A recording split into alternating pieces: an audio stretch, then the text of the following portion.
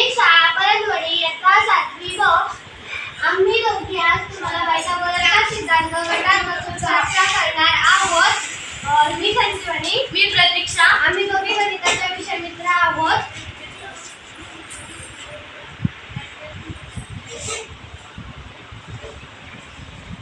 हा कोणता त्रिकोण आहे? काटकोन त्रिकोण। याचे शिरोबिंदू सांगा। शिरोबिंदू ए, शिरोबिंदू बी, शिरोबिंदू सी।